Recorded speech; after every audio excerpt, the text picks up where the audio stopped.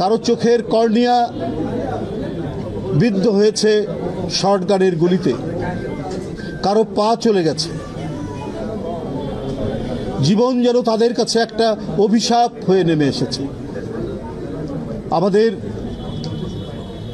মানবিক চিকিৎসকবৃন্দ দিন রাত পরিশ্রম করে তাদেরকে পৃথিবীতে মানুষের বসবাসের উপযোগী করার প্রাণান্তকর প্রচেষ্টা তারা চালাচ্ছেন।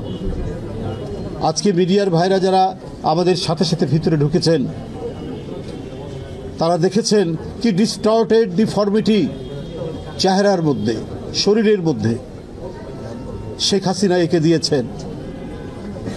এই পাপের পরিণতি কি হতে পারে, এই পাপের কি বিচার হতে পারে, সেটা যারা প্রত্যক্ষ করেছেন তারা বুঝতে পারবে। আজকে সেই পলাতক স্বৈরাচারের জন্য মায়া কান্না কাঁদছেন পার্শ্ববর্তী দেশের রাজনীতিবিদরা, নীতি নির্ধারকরা এবং আরও অনেকে, এবং বিশেষ করে আত্মা বিক্রিকারী মিডিয়ার লোকজনরা। আপনারা বাংলাদেশের মিডিয়া, আপনারা আন্দোলনের অনেক চিত্র ধারণ করেছেন, আপনারা এগুলোও জানেন। অথচ দিন রাত বাংলাদেশে নাকি হিন্দুদের বাড়ি পোড়ানো হচ্ছে, বাংলাদেশে নাকি হিন্দুদেরকে পুড়িয়ে মারা হচ্ছে। এই ধরনের ডাহা, অসত্য, অপতথ্য এবং মিথ্যার বেড়াজাল নির্মাণ করে বিশ্ববাসীকে বিভ্রান্ত করার চেষ্টা করছে।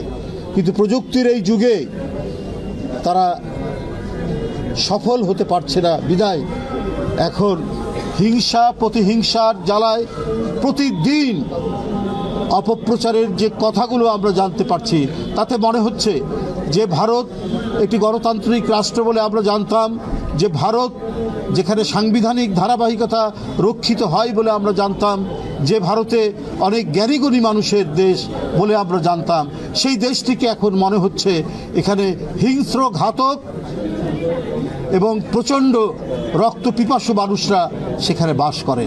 তারা শেখ হাসিনার জন্য এখন যে কুমিরের কান্না কাঁদছেন, সেটা অত্যন্ত সত্যে প্রমাণিত হচ্ছে। ওরা এত দূর গেছে যে আমাদের প্রিয় মাতৃভূমির স্বাধীনতার যে প্রতীক পতাকা, সেই পতাকা তারা নিজ দেশের আগরতলায় সেই পতাকায় স্ট্যান্ড ভেঙে আমাদের পতাকাকে ছিঁড়েছে। আমাদের দেশের লোক যারা কূটনৈতিক চাকরি করে তাদের গায়ে হাত দিয়েছে। ভিয়েনা কনভেনশন অনুযায়ী এটা ভয়ঙ্কর রকমের আন্তর্জাতিক গুরুতর অপরাধ, সেই অপরাধ তারা করেছে। কিন্তু তারা একবারও চিন্তা করেননি যে শেখ হাসিনা কি নিষ্ঠুরতা করেছেন, কি নির্দয়তা করেছেন, কি হিংসাশ্রয়ী আচরণ করেছেন তার নিজ দেশের মানুষের উপর। আজকে এই বার্ন ইনস্টিটিউটে না আসলে, আমি কারাগারে ছিলাম সেই সময়, তার পরের দিন বেরিয়েছি, এরপর থেকে হাসপাতাল ঘুরেছি। কিন্তু আজকে যে আমি দৃশ্য দেখলাম, এই দৃশ্য ভাষায় বর্ণনা করা যায় না। এত মর্মান্তিক, এত মর্মন্তুদ, বুক ফাটা কান্না বেরিয়ে আসে এই দৃশ্য দেখলে। কারো মুখ ঢাকা মুখ খুললেই এ যেন কি দেখছি, কোনো হরর ছবির দৃশ্য দেখছি নাকি আমরা? কে নেবে তাদের দায়িত্ব? কি করে তারা বাঁচবে? এই পরিস্থিতি তৈরি করে গেছেন পলাতক স্বৈরাচার। আর তাদের জন্য এত মায়া কান্না, তার জন্য আজকে সীমান্তে তারা এসে বাংলাদেশের ভিতরে নাকি তারা ঢুকে পড়ে বিক্ষোভ করবে, এবং শুধুমাত্র শেখ হাসিনাকে রক্ষা করার জন্য তারা ইসকনের নামে, চিন্ময়ের নামে, যে চিন্ময় ইসকন থেকে বিতাড়িত হয়েছেন, তার অপকর্মের কারণে সরকার তাকে গ্রেপ্তার করেছে। তার জন্য মনে হচ্ছে ভারতের দিল্লি থেকে শুরু করে একেবারে তাদের প্রত্যন্ত অঞ্চল, প্রান্তিক পর্যায় পর্যন্ত যেন কান্নার রোল পড়ে গেছে। এইভাবে চলতে পারে না। বাংলাদেশ স্বাধীন রাষ্ট্র, বাংলাদেশ সার্বভৌম রাষ্ট্র, বাংলাদেশের 18 কোটি মানুষ, 1971 সালেই 30 লক্ষ মানুষ জীবন দিয়েছে, 2 লক্ষ মা বোন নির্যাতিত হয়েছে, সেই দেশ বাংলাদেশ। অত্যন্ত রক্তের দাবি কিনা এই বাংলাদেশকে কেউ মাথা নত করাতে পারবে না। এই বাংলাদেশকে ভয় দেখিয়ে, চোখ রাঙিয়ে নতজানু করাতে পারবে না।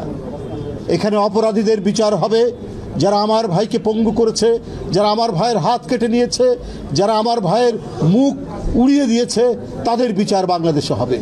আন্তর্জাতিক অপরাধ ট্রাইব্যুনাল গঠিত হয়েছে। এই অপরাধের সাথে যে সমস্ত আইন শৃঙ্খলা বাহিনী জড়িত, যারা নির্দেশ দিয়েছেন, সেই সমস্ত পিশাচ মন্ত্রী